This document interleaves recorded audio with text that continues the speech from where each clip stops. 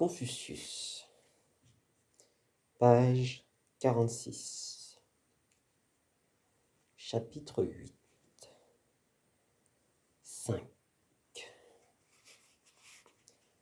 Maître Zheng dit: être compétent et demander conseil à l'incompétent, savoir beaucoup et consulter celui qui sait peu,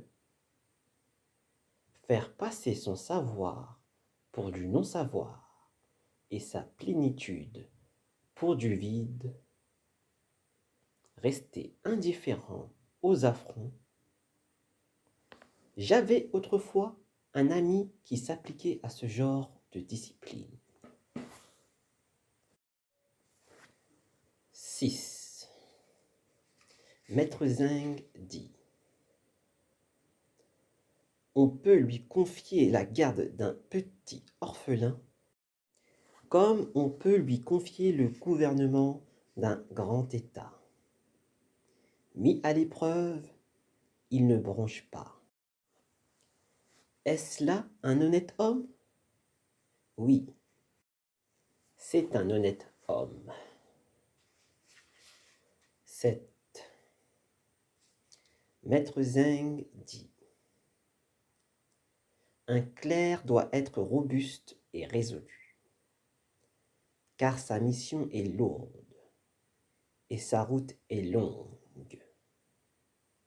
Sa mission, c'est l'humanité. N'est-elle pas assez lourde? Sa route ne s'achève qu'avec la mort. N'est-elle pas assez longue? 8. Le maître dit: les poèmes inspirent, les rites affermissent, la musique parachève. 9. Le maître dit: on peut dire au peuple ce qu'il doit faire, mais on ne saurait lui en faire comprendre le pourquoi. 10. Le maître dit: un homme intrépide se rebelle quand il est exaspéré par la misère. Un homme sans conscience se rebelle quand on le pousse à bout. 11. Le maître dit: un homme pourrait avoir toute la splendeur du génie du duc de Zhou. S'il est arrogant ou mesquin, tous ses talents ne lui serviront de rien. 12. Le maître dit: un homme qui étudierait 3 ans sans penser à faire carrière, voilà qui se rencontre rarement. 13. Le maître dit: gardez la foi, aimez l'étude, suivez la bonne voie jusqu'à la mort. Ne visitez pas des états chancelants, ne résidez pas dans des états en rébellion. Quand le monde est en ordre, montrez-vous. Quand le monde est en désordre, cachez-vous. Il est honteux de demeurer pauvre et obscur dans un pays bien gouverné. Il est honteux de devenir riche et honoré dans un pays mal gouverné. 14. Le maître dit: qui n'occupe pas de position dans le gouvernement n'en discute pas la politique. 15. Le maître dit: quand maître Zi dirigeait la musique, quelle immense plénitude dans l'ouverture et dans le cœur final des orfraies. 16. Le maître dit: une brusquerie dépourvue de franchise, une ignorance dépourvue de prudence, une naïveté dépourvue de bonne foi, voilà qui passe mon entendement. 17. Le maître dit: étudier, c'est comme courir après ce qui nous échappe, tout en craignant de perdre ce que l'on a déjà. Étudier, c'est comme courir après ce qui nous échappe, tout en craignant de perdre ce que l'on a déjà. 18. Le maître dit: sublime grandeur de Shun et de Yu. Ils possédaient le pouvoir suprême sans y être attachés. 19. Le maître dit: quel souverain admirable que Yao!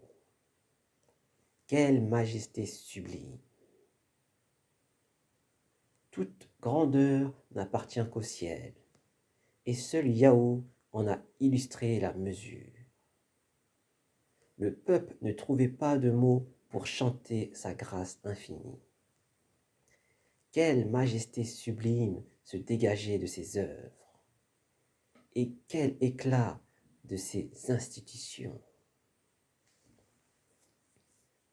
20.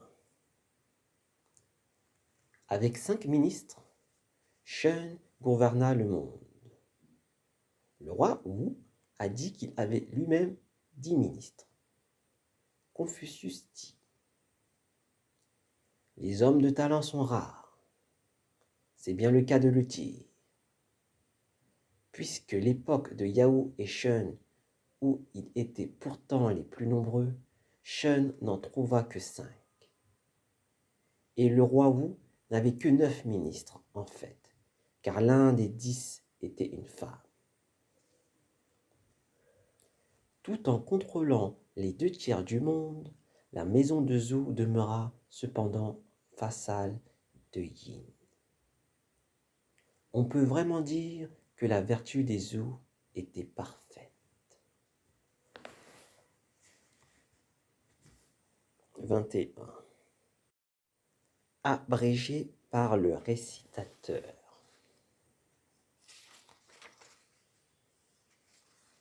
Chapitre 9. 1. Le maître parlait rarement de profit. Il célébrait la volonté céleste et l'humanité. 2. Un homme de Daxiang dit: bien sûr, Confucius est un grand homme, mais malgré son vaste savoir, il n'a nul talent particulier. Ayant appris cela, le maître dit à ses disciples: à quoi devrais-je m'appliquer? À l'art de conduire les chars? Au tir à l'arc? Bon, va pour les chars. 3. Le maître dit: selon la tradition, la coiffe liturgique devait être tissée de chanvre. Mais de nos jours, pour la commodité, on adopte la soie. Bon, là-dessus, je me range à l'usage général. Selon la tradition, à l'audience royale, on devait saluer une première fois au pied des degrés. De nos jours, on ne salue qu'en haut des degrés. ce qui est de l'impudence. Quitte à déroger à l'usage général, je continue à saluer au pied des degrés.